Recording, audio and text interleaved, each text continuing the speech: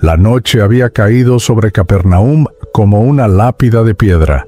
El cielo, cubierto por nubes espesas, parecía haber olvidado la existencia de las estrellas.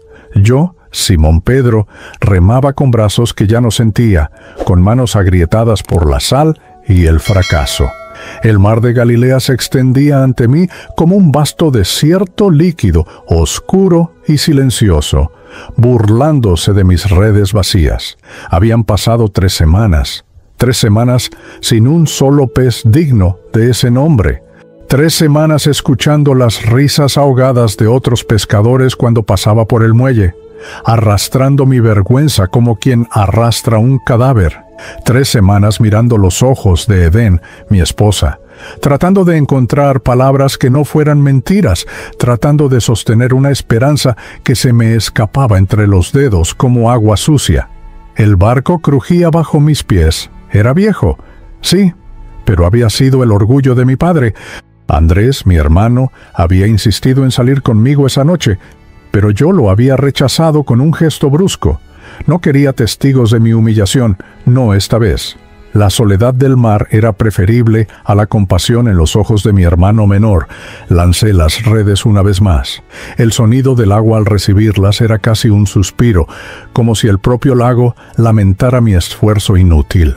Cerré los ojos y tiré con fuerza, sintiendo cada músculo de mi espalda protestar, cada tendón amenazando con romperse.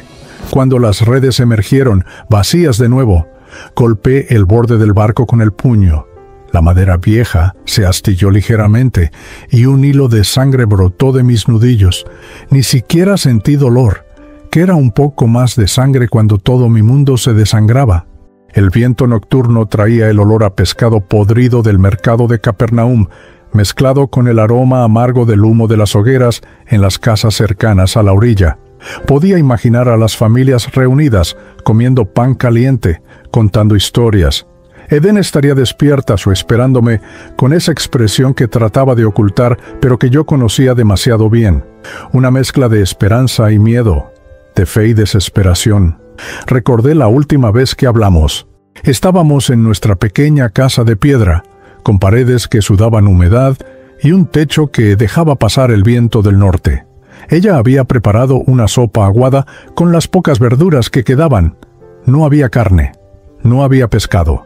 Yo no podía mirarla a los ojos. Simón, había dicho ella, su voz suave como siempre, pero con un temblor que me partía el alma.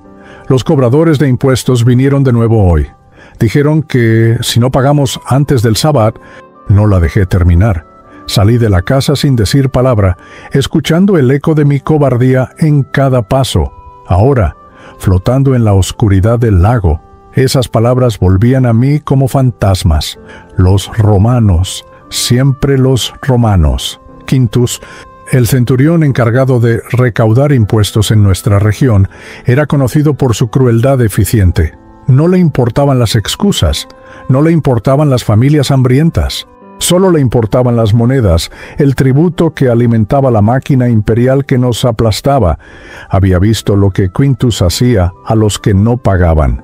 Joram, un pescador de Betsaida, había perdido su barco el mes pasado.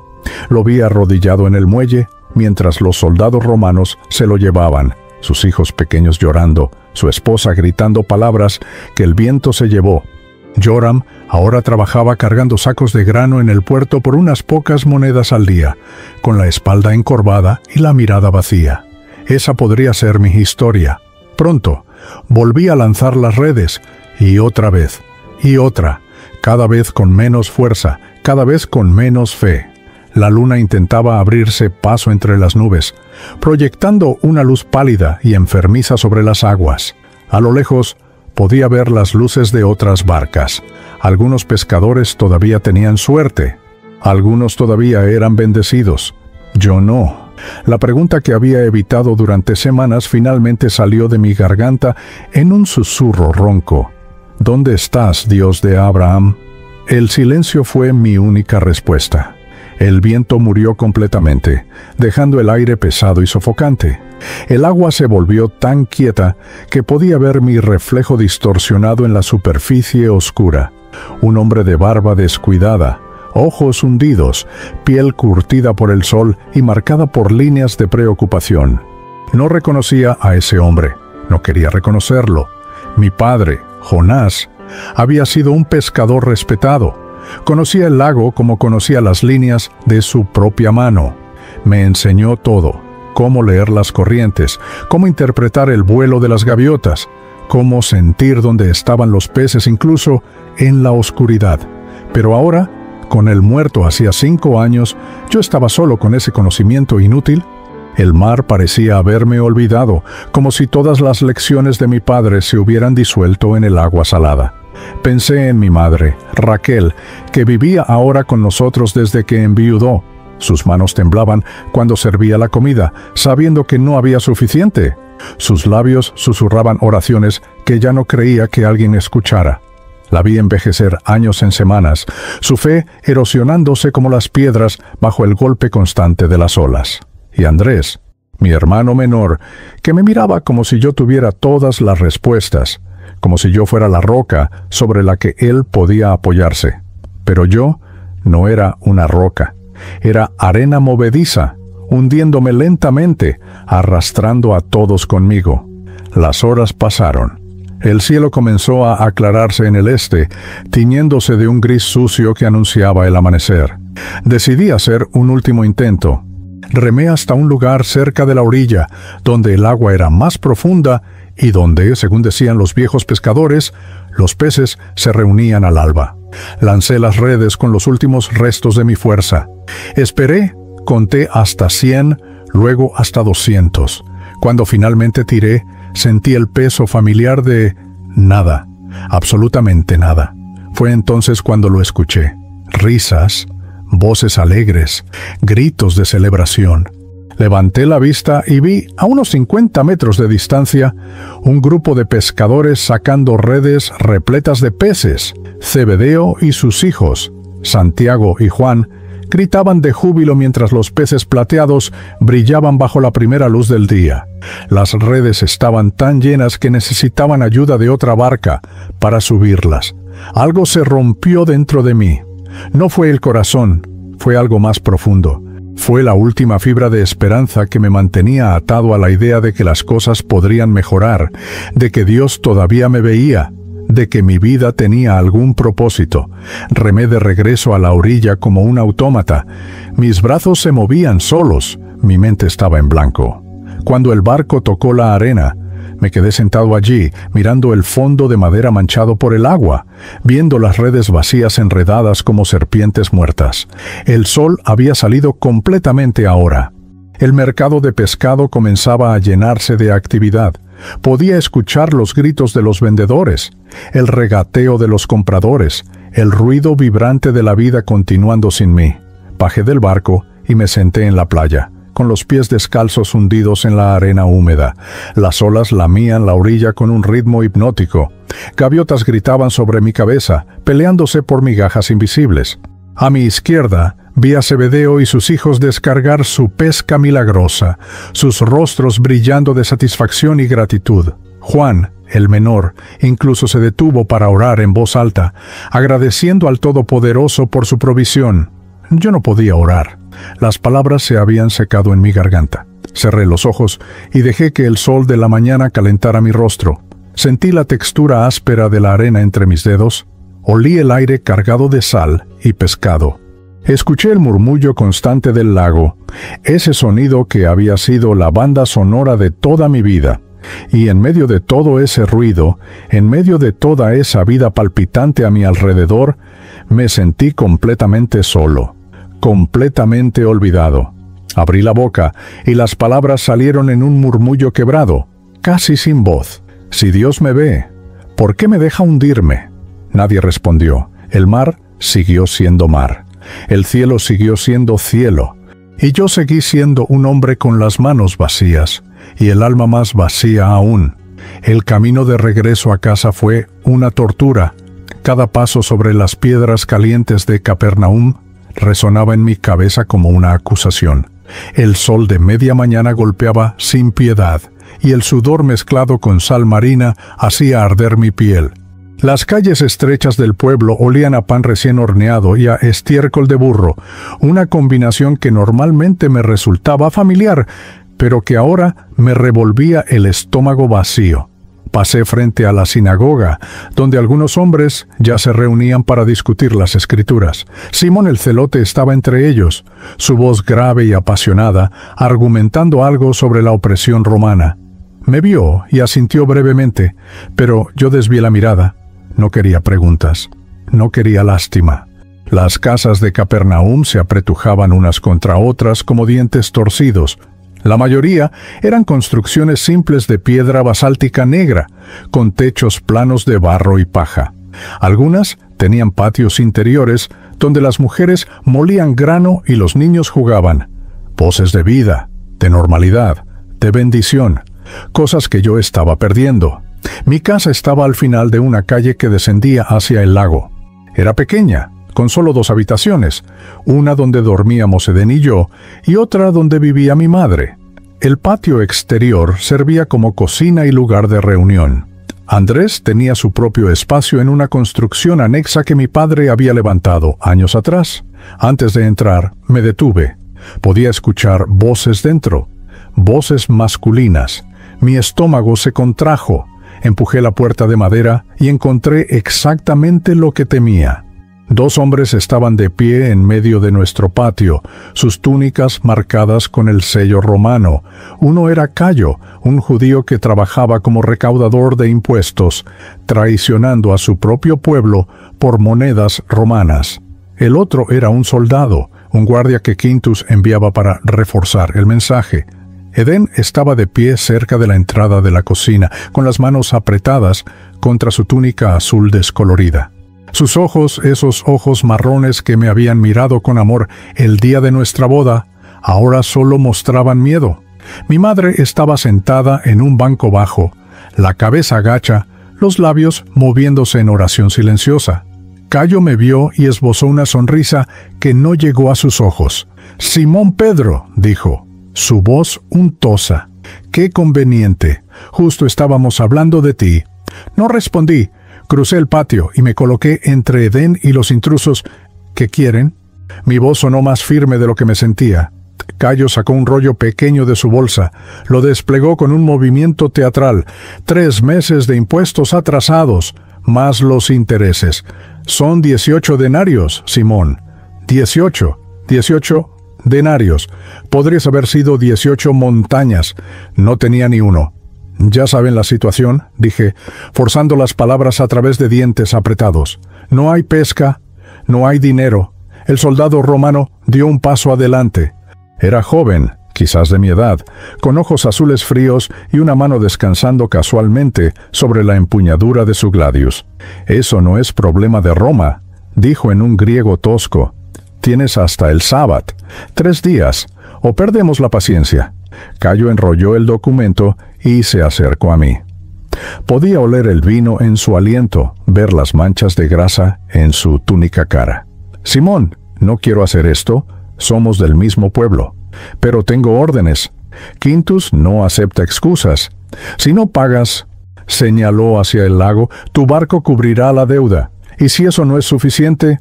Su mirada recorrió nuestro patio, nuestras pocas posesiones. «Encontraremos otras formas».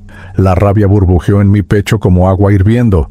Quise agarrarlo por el cuello, arrojarlo contra la pared, hacerle sentir una fracción del dolor que su traición causaba a su propia gente. Mis puños se cerraron. El soldado notó el movimiento y su mano se tensó sobre la espada. Edén puso una mano en mi brazo. «Simón, por favor». Su voz me detuvo.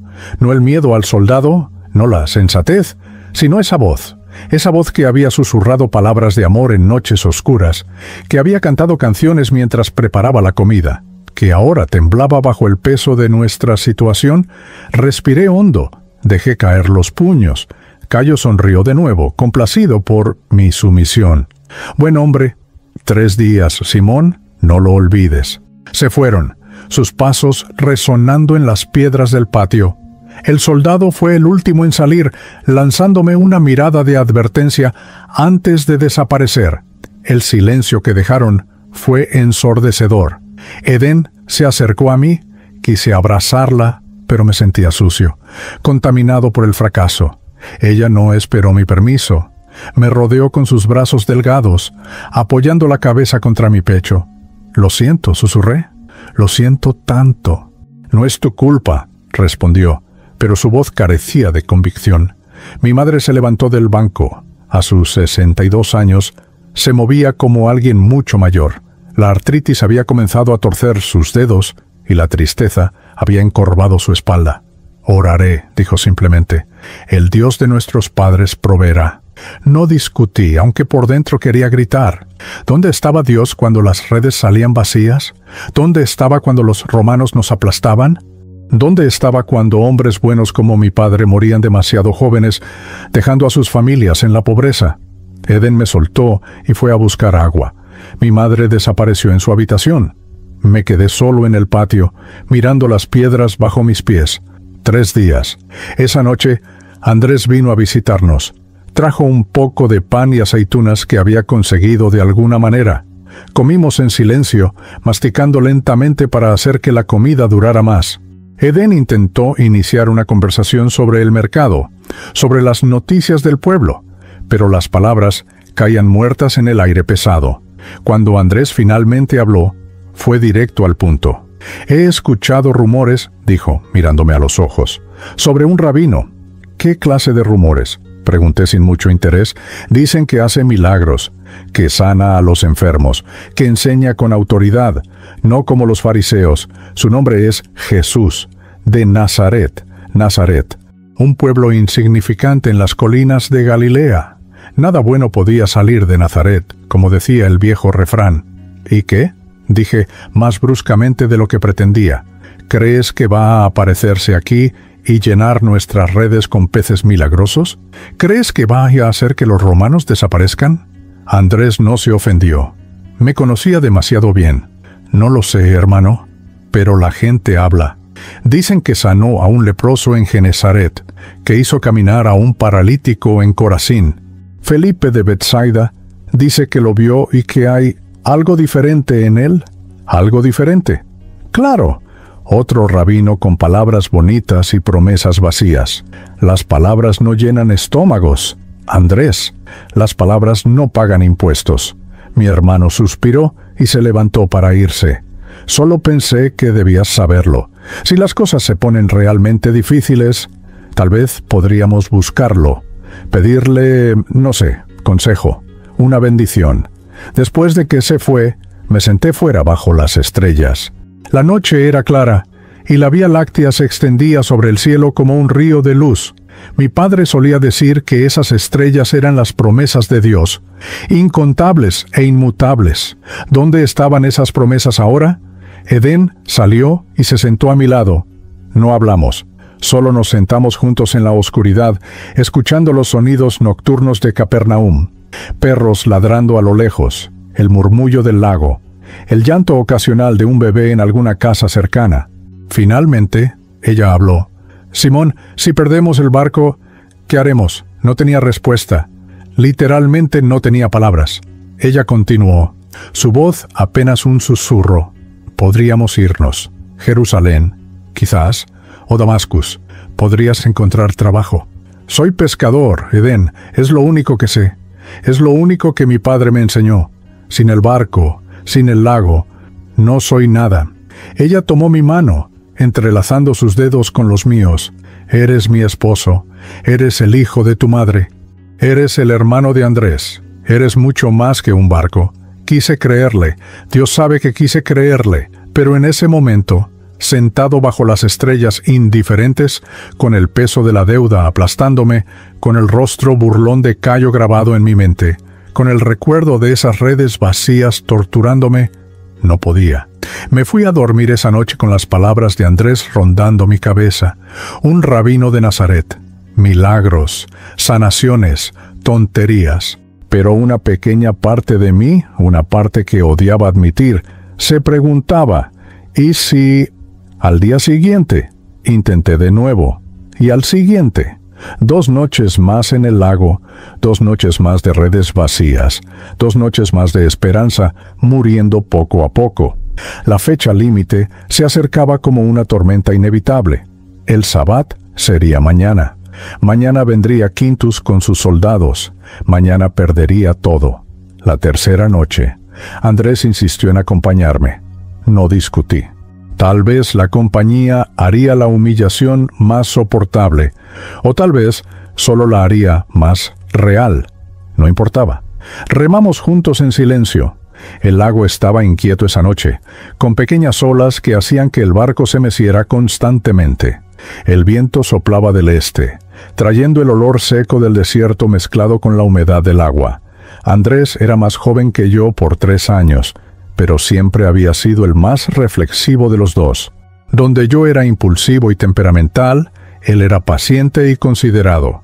Donde yo expresaba mi frustración con gritos y puños, él la guardaba adentro, dejando que se convirtiera en una tristeza silenciosa. ¿Recuerdas cuando padre nos enseñó a lanzar las redes?, dijo de repente, rompiendo el silencio. Claro que recordaba. Tenía 12 años, Andrés 9. Nuestro padre, Jonás, un hombre de hombros anchos y risa profunda, nos había llevado al lago al amanecer. Dijo que pescar era como orar, continué el recuerdo, que lanzas tus esperanzas al agua y confías en que Dios las llene. ¿Todavía crees eso?, preguntó Andrés, mirándome con esos ojos que se parecían tanto a los de nuestra madre. No sé qué creo, admití. Hace 3 semanas habría dicho que sí. Ahora no sé si alguien está escuchando. Lanzamos las redes. Esperamos, las subimos vacías, una vez más, 2 veces más, 3, 4, 5. La luna llena iluminaba el agua como un espejo roto. Podía ver otros barcos en la distancia, sombras oscuras contra el resplandor plateado. Algunos estaban pescando, otros simplemente flotaban, esperando. Todos compartíamos el mismo cielo, las mismas aguas, pero no todos compartíamos la misma suerte. He estado pensando en lo que dijiste, dijo Andrés mientras enrollaba las redes. Sobre ese rabino. ¿Jesús? Andrés. No, escúchame. Felipe vino a verme ayer. Me contó más. Dice que este hombre no es como los otros maestros. Dice que habla de Dios como si realmente lo conociera. No como los fariseos que citan las Escrituras, pero no viven según ellas. Todos los rabinos dicen conocer a Dios, respondí con amargura, pero ninguno de ellos puede hacer que los peces vuelvan o que los romanos se vayan. Felipe dice que sanó a su madre. Tenía fiebre, casi muriéndose. Jesús simplemente le tocó la mano, y la fiebre desapareció. Así, como si nunca hubiera estado enferma. Algo en la voz de Andrés me hizo pausar. No era solo esperanza, era certeza, como si estuviera repitiendo algo que sabía que era verdad, no solo un rumor o un deseo. ¿Felipe vio esto con sus propios ojos?, pregunté. Sí, y no solo él, había otros allí, pescadores de Betsaida, comerciantes, gente normal. Todos vieron lo mismo. Quise desestimarlo. Quise decir que era imposible, que la gente exageraba, que probablemente la madre de Felipe nunca estuvo tan enferma como decían. Pero las palabras no salieron, porque en el fondo una parte de mí anhelaba creer. Anhelaba creer que todavía había poder en el universo, que todavía había alguien que veía, que escuchaba, que se preocupaba. Está en Capernaum ahora, continuó Andrés. ¿O estará pronto? Felipe dice que viaja de pueblo en pueblo, enseñando, y que a veces viene al lago. El lago, mi lago, el lugar de mi fracaso. Pasamos el resto de la noche en un silencio contemplativo. Seguimos pescando, más por hábito que por esperanza. Las redes seguían vacías. El cielo comenzó a aclararse en el este, ese momento antes del amanecer, cuando el mundo parece contener la respiración. Fue entonces cuando lo vi. En la orilla, apenas visible en la luz grisácea del preamanecer, había una figura. Un hombre de pie en la playa, mirando hacia el lago, mirando hacia nosotros. ¿Ves eso?, susurré a Andrés.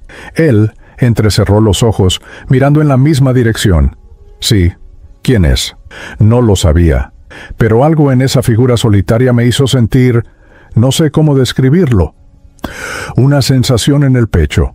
No miedo exactamente, pero sí algo que hizo que mi corazón latiera más rápido. Remamos de regreso a la orilla. A medida que nos acercábamos, pude ver más detalles. El hombre era joven, quizás de mi edad o un poco mayor. Vestía una túnica simple, de un color que no podía determinar en la luz tenue. Tenía barba, como la mayoría de los hombres judíos, y cabello que le caía hasta los hombros. Pero fueron sus ojos los que me capturaron. Incluso desde la distancia, incluso en la penumbra, había algo en su mirada. Una intensidad, una paz. No sé cómo explicarlo. Cuando el barco tocó la arena, el hombre dio un paso adelante. ¿Pescaron algo, amigo?, preguntó. Su voz era tranquila, musical casi. Andrés y yo intercambiamos una mirada. Negué con la cabeza. Nada, respondí, mi voz más áspera de lo que pretendía. Toda la noche, nada. El hombre asintió, como si hubiera esperado esa respuesta. Caminó más cerca del barco, y ahora podía verlo claramente. Tenía una cara amable, con líneas alrededor de los ojos que sugerían que sonreía a menudo. Pero en ese momento, su expresión era seria, contemplativa. «Simón», dijo, y yo me sobresalté. «¿Cómo sabía mi nombre? Préstame tu barco». «¿Qué?». La sorpresa me hizo hablar antes de pensar. «La multitud está creciendo», señaló hacia el pueblo. «Necesito un lugar desde donde enseñar. El agua llevará mi voz. ¿Me prestas tu barco?». Miré hacia donde señalaba. Tenía razón. Una multitud había comenzado a reunirse en la playa. Hombres, mujeres, niños, todos convergiendo hacia donde estábamos. Algunos los reconocí. Eliakim el carpintero, Raquel la viuda, David el panadero. Todos venían con expresiones de anticipación. Algo en mi interior dijo que este era él, el rabino del que Andrés había hablado, Jesús de Nazaret. No sé por qué acepté. Tal vez era curiosidad, tal vez era la certeza en su voz, esa manera de pedir que no era realmente una pregunta, sino una invitación a algo más grande. O tal vez era la desesperación pura, el pensamiento de que nada podía empeorar mi situación. «Está bien», dije, empujando el barco de vuelta al agua. «Pero no está limpio. Hemos estado pescando toda la noche». Él sonrió por primera vez y fue como si el sol hubiera salido temprano. «Eso está perfectamente bien, Simón». Subió al barco con la gracia fácil de alguien acostumbrado al agua. Andrés y yo remamos unos metros hacia afuera, lo suficiente para que estuviera separado de la multitud, pero lo suficientemente cerca para que su voz llegara. Y entonces comenzó a enseñar. No puedo recordar exactamente todas sus palabras. Fue hace tanto tiempo, y sin embargo sigue siendo como si fuera ayer. Habló del reino de Dios, habló del amor del Padre, habló de semillas y cosechas, de luz y oscuridad, de perdón y redención. Pero no eran solo las palabras, era, como las decía, con una autoridad que no había escuchado antes. Los fariseos citaban las Escrituras, construían argumentos elaborados, debatían interpretaciones. Este hombre simplemente hablaba, y sus palabras tenían peso, sustancia, como si fueran más reales que las piedras bajo nuestros pies. Habló durante lo que pareció horas. La multitud en la orilla creció y creció. Reconocí a más personas: Mateo el recaudador de impuestos, traidor como Cayo, varios fariseos que escuchaban con expresiones escépticas, mujeres con niños en brazos, ancianos apoyados en bastones. Todos escuchaban en silencio absoluto. En un momento, Jesús contó una parábola sobre un pastor que dejaba 99 ovejas para buscar una que se había perdido. Y cuando la encontraba, había más alegría por esa oveja que por las 99 que nunca se perdieron. Algo en esa historia me tocó. Me vi a mí mismo en esa oveja perdida, vagando en la oscuridad, separado del rebaño, sin esperanza de regresar. Y me pregunté, ¿me buscaría alguien? ¿Vendría alguien por mí? Cuando finalmente terminó de enseñar, se volvió hacia mí. El sol estaba alto ahora, brillando en el agua. La multitud en la orilla comenzaba a dispersarse. algunos con lágrimas en los ojos, otros discutiendo entre ellos lo que habían escuchado. «Lleva el barco a aguas más profundas», dijo Jesús, «y echa las redes». Lo miré como si hubiera perdido la razón. «Maestro», dije, y no sé por qué usé ese título, «hemos estado pescando toda la noche y no hemos sacado nada. Es mediodía. Los peces no muerden a esta hora. No tiene sentido». Él me sostuvo la mirada, y en esos ojos vi algo. No puedo nombrarlo. No entonces, no ahora. Pero fue suficiente para que dijera, «pero si tú lo dices, echaré las redes». Andrés me miró como si yo hubiera perdido la razón también, pero tomó su remo sin protestar. Remamos hacia aguas más profundas. El barco se deslizaba suavemente sobre la superficie tranquila. Podía ver el fondo del lago a través del agua clara, las piedras y algas, balanceándose con la corriente. Cuando llegamos a un punto que me pareció suficientemente profundo, Andrés y yo preparamos las redes. Eran las mismas redes que habían salido vacías toda la noche, las mismas redes que habían fallado una y otra vez. Las lanzamos y esperamos. Jesús estaba sentado en la popa del barco, mirando hacia el horizonte. Su rostro estaba tranquilo, casi como si estuviera disfrutando del sol y la brisa, como si no tuviera ninguna duda sobre lo que estaba a punto de suceder. Entonces sentí el tirón. Al principio pensé que las redes se habían enganchado en algo en el fondo, pero luego el tirón se hizo más fuerte, y las cuerdas comenzaron a tensarse hasta el punto de romperse. «¡Andrés!», grité, «ayúdame». Mi hermano corrió a mi lado. Juntos tiramos de las redes. El barco se inclinó peligrosamente. Podía escuchar la madera crujir bajo la tensión. Cuando las redes comenzaron a emerger, no podía creer lo que veía. Peces, miles de peces, plateados, dorados, brillando bajo el sol del mediodía. Tantos que las redes estaban al límite de romperse, tantos que el barco comenzaba a hundirse bajo el peso. «¡Por Dios!», gritó Andrés. «Simón, es imposible». Hice señas desesperadas a Santiago y Juan, que estaban en su barco cerca de la orilla. Remaron rápidamente hacia nosotros. Cuando vieron la pesca, sus ojos se abrieron como platos. Entre los cuatro luchamos por subir las redes. Los peces seguían viniendo, un torrente interminable de vida plateada. Llenamos nuestro barco. Llenamos el barco de Santiago y Juan, y todavía quedaban más. El agua alrededor de nosotros bullía con peces. Era como si todo el lago se hubiera concentrado en ese único punto, respondiendo a una voz que solo ellos podían escuchar. Miré a Jesús. Él me estaba mirando, y en su rostro vi compasión, no orgullo por el milagro, no satisfacción por demostrar su poder, solo compasión. Como si supiera exactamente lo que había estado pasando, exactamente cuánto había sufrido, exactamente cuánto necesitaba esto. Y en ese momento, algo dentro de mí se rompió. Todas las noches de fracaso, toda la vergüenza, todo el miedo, toda la desesperación, salió de mí en una ola que no podía contener. Caí de rodillas en el fondo del barco, entre los peces que saltaban, con las manos temblorosas y las lágrimas corriendo por mi rostro. «Apártate de mí, Señor», dije, y las palabras salieron de lo más profundo de mi alma, porque soy un hombre pecador. Era verdad. En ese momento, viendo lo que acababa de presenciar, sabiendo en lo más profundo de mi ser que estaba ante alguien más grande que cualquier cosa que hubiera conocido, me sentí indigno, sucio, manchado por mi falta de fe, por mi ira, por mi orgullo herido. ¿Cómo podía alguien como yo estar en presencia de alguien como él? Pero Jesús se acercó, se arrodilló en el barco junto a mí sin importarle los peces, sin importarle el agua, sin importarle el desorden. Puso una mano en mi hombro, y cuando habló su voz fue suave, pero cada palabra resonó en mi alma como un trueno distante. «No tengas miedo, Simón. Desde ahora serás pescador de hombres, pescador de hombres». No entendí entonces lo que significaba. No entendí la magnitud de esas palabras, el peso del llamado que acababa de recibir, el camino que se abría ante mí.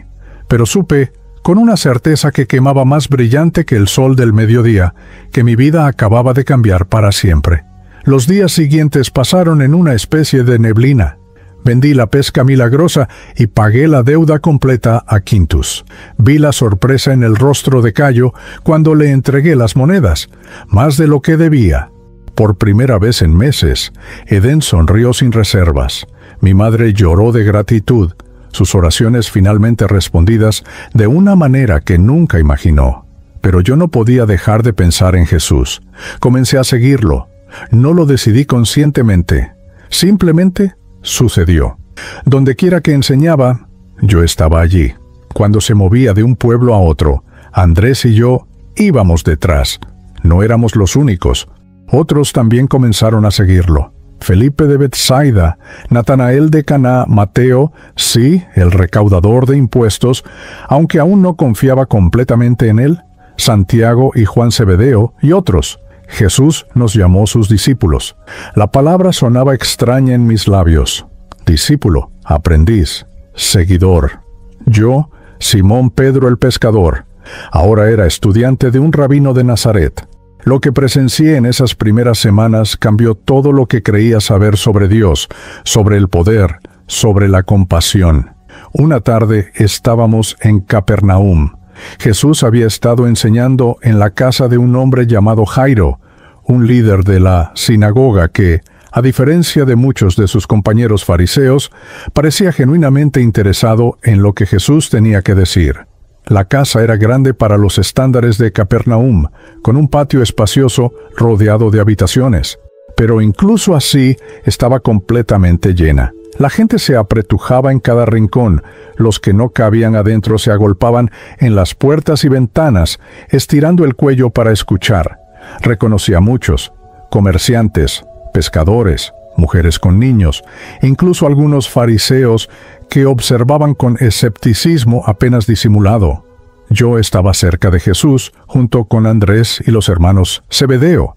Él estaba sentado en el centro de la habitación principal, hablando sobre el perdón.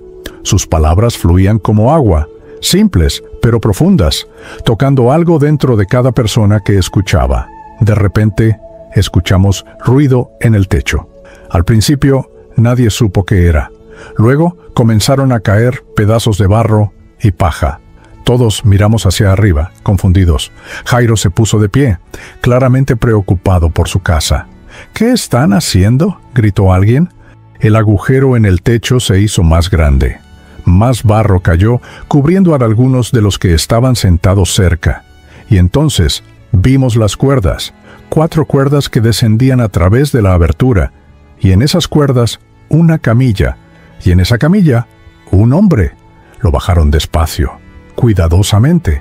Podía ver a los 4 hombres en el techo, sus rostros marcados por el esfuerzo y la determinación.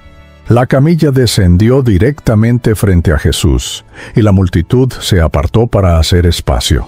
El hombre en la camilla era joven, quizás de 25 años, pero su cuerpo estaba retorcido, inútil. Sus piernas eran delgadas como ramas, sus brazos se curvaban en ángulos extraños. Parálisis. Había nacido así, o tal vez había sufrido alguna enfermedad o accidente de niño. Sus ojos, sin embargo, estaban muy vivos, brillaban con lágrimas y esperanza mientras miraba a Jesús. La habitación quedó en silencio absoluto. Jesús miró al hombre, luego miró hacia arriba, hacia los 4 amigos que lo habían bajado a través del techo. Una sonrisa tocó sus labios. No era burla, era deleite, como si estuviera complacido por la audacia de su fe, por su negativa a dejar que algo, ni siquiera un techo, se interpusiera entre su amigo y la sanación. Luego Jesús hizo algo que nadie esperaba. No tocó al hombre, no oró en voz alta. En cambio, se inclinó hacia adelante y dijo, con voz clara: «Hijo, tus pecados te son perdonados». Un murmullo recorrió la multitud. Miré a los fariseos que estaban cerca. Sus rostros se habían endurecido, sus ojos se entrecerraban con ira apenas contenida. Uno de ellos, un hombre llamado Eleazar, que conocía de la sinagoga, susurró a su compañero: «¿Quién es este para perdonar pecados? Eso es blasfemia. Solo Dios puede perdonar pecados. No lo dijo en voz alta, pero Jesús lo escuchó. Claro que lo escuchó. A veces parecía que Jesús podía escuchar los pensamientos mismos de las personas. Se volvió hacia Eleazar y los otros fariseos. Su expresión era seria ahora, pero no enojada. ¿Por qué razonan así en sus corazones?, preguntó. ¿Que es más fácil decir al paralítico, tus pecados te son perdonados, o decir, levántate, toma tu camilla y anda? Nadie respondió. El aire estaba tenso con anticipación.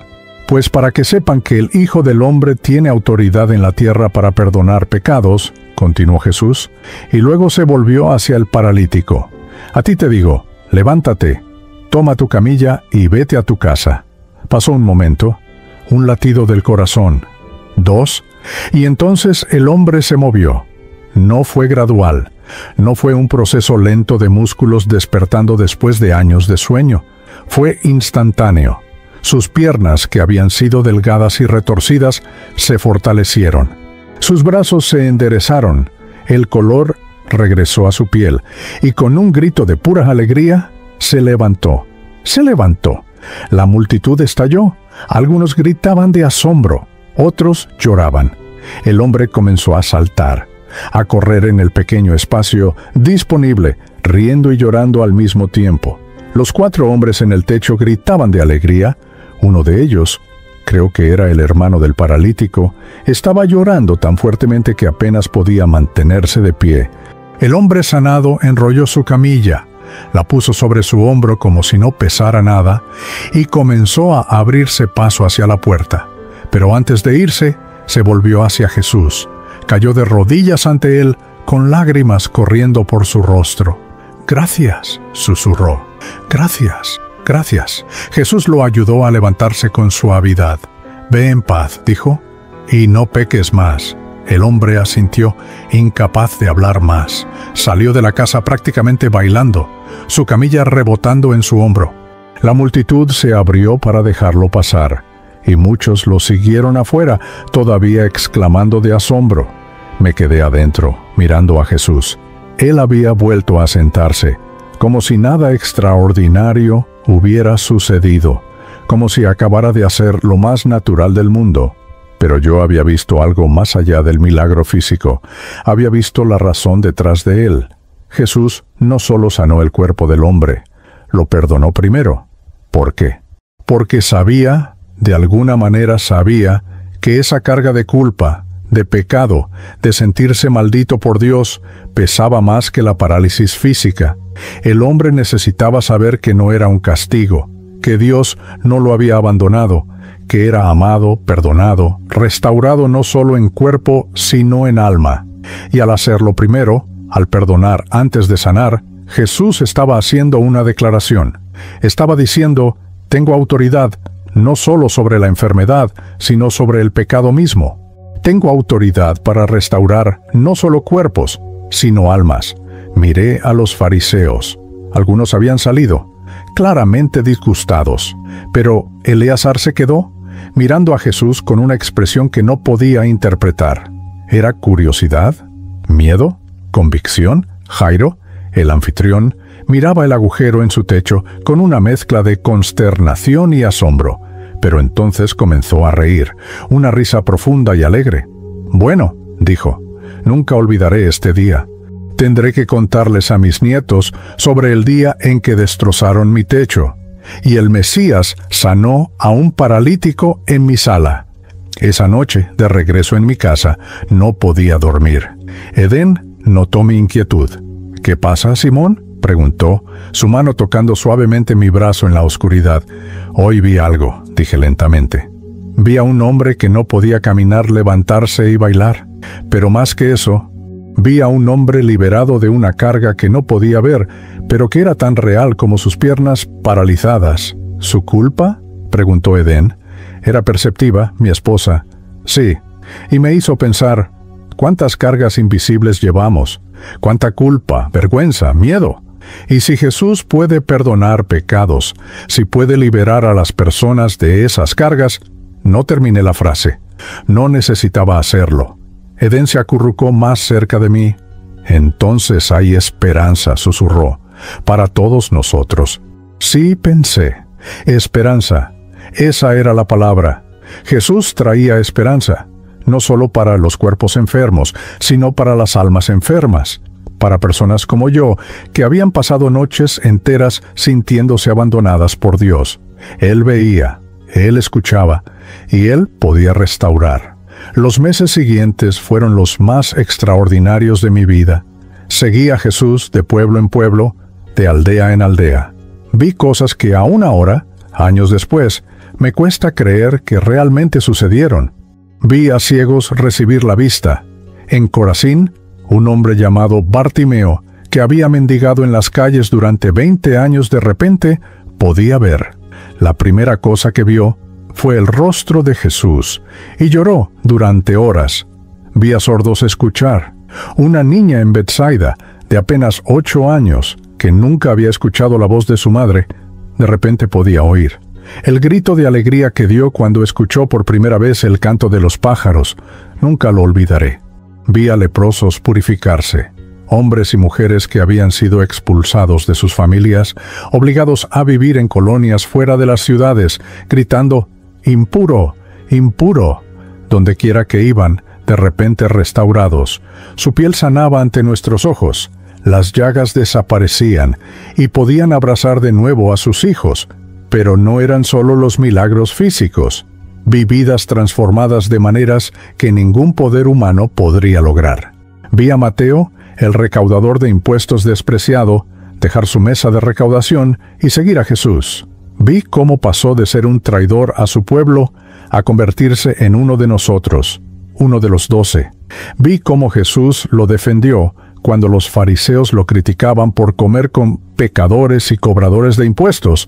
Los sanos no necesitan médico, dijo Jesús con esa sonrisa suya, sino los enfermos. No he venido a llamar a justos, sino a pecadores. Vi a María de Magdala, una mujer que había sido atormentada por demonios, liberada completamente. Ella se convirtió en una de las seguidoras más fieles de Jesús, apoyando su ministerio con sus propios recursos, sirviendo con una gratitud que nunca se agotaba. Vi a Zaqueo, el jefe de los recaudadores de impuestos en Jericó, un hombre rico pero odiado, transformado en un solo encuentro con Jesús. Se comprometió a devolver 4 veces todo lo que había robado. Vi lágrimas de arrepentimiento genuino en los ojos de un hombre que había pasado su vida acumulando riqueza, sin importar a quién lastimaba. Y a través de todo esto, comencé a entender lo que Jesús quiso decir cuando me llamó pescador de hombres.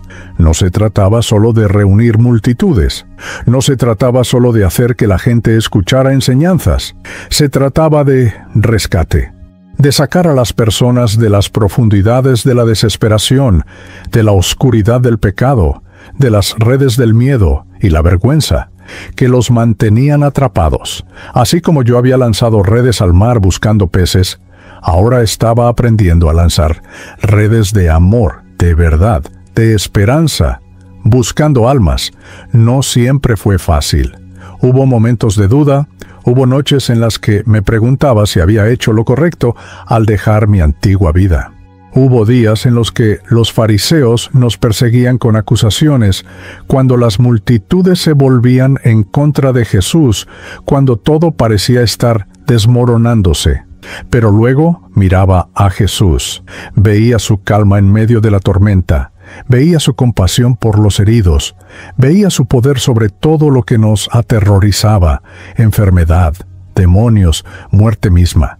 Y recordaba esa mañana en el lago, recordaba mis redes vacías, recordaba mi desesperación, recordaba la voz de Jesús diciendo, «Echa las redes».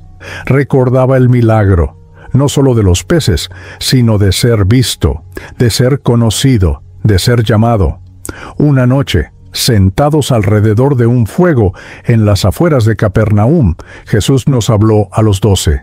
La llama proyectaba sombras danzantes en su rostro. El cielo sobre nosotros estaba despejado, lleno de más estrellas de las que podía contar. «Vendrán tiempos difíciles», dijo, su voz seria.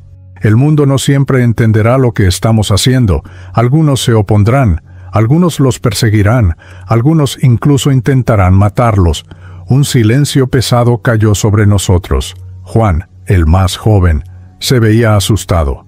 Mateo miraba el fuego intensamente. Andrés me miró, buscando no sé qué. ¿Seguridad? ¿Fortaleza? Pero no tengan miedo, continuó Jesús, y su voz se suavizó. Yo estoy con ustedes, siempre. Y lo que estamos construyendo, lo que están aprendiendo, cambiará el mundo. Pequeñas semillas ahora, pero un día se convertirán en árboles enormes. Pequeñas luces ahora, pero un día iluminarán naciones enteras. Me miró directamente a los ojos. Simón, tú eres Pedro, roca, y sobre esta roca edificaré mi iglesia, y las puertas del infierno no prevalecerán contra ella. No entendí completamente entonces. No podía ver el futuro que él veía. No podía imaginar las cosas que vendrían, las alegrías y los dolores, las victorias y las traiciones, la cruz y lo que vendría después. Pero supe, en ese momento, junto al fuego, bajo las estrellas, que mi vida ya no era mía. Le pertenecía a él, a este rabino de Nazaret que había visto a un pescador fracasado y lo había llamado a algo más grande que cualquier cosa que hubiera soñado.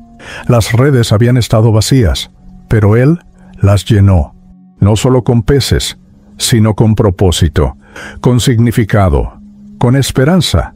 Y ahora yo era el que lanzaba las redes, buscando otros como yo, otros perdidos, otros desesperados, otros que necesitaban escuchar que no estaban olvidados, que eran vistos, que eran amados. Pescador de hombres, finalmente entendía.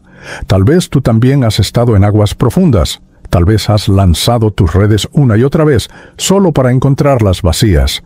Tal vez has sentido el peso de la deuda, la vergüenza del fracaso, el miedo de perderlo todo. Tal vez has murmurado en la oscuridad, si Dios me ve, ¿por qué me deja hundirme? Déjame decirte algo que aprendí en ese barco, en ese lago, en ese momento que cambió todo. Él ve, siempre ha visto, y cuando todo parece perdido, cuando las redes están más vacías que nunca, ese es exactamente el momento en que Él aparece, no para juzgarte, no para condenarte, sino para llenarte, para restaurarte, para llamarte a algo más grande de lo que jamás imaginaste. Las redes vacías no son el final de la historia, son el comienzo. Echa las redes una vez más, no en tus propias fuerzas, sino en su palabra. Y prepárate para el milagro que te espera, porque Él no solo llena redes, llena vidas, llena almas, llena destinos. Y si lo hizo por un pescador fracasado de Capernaum, lo hará por ti siempre.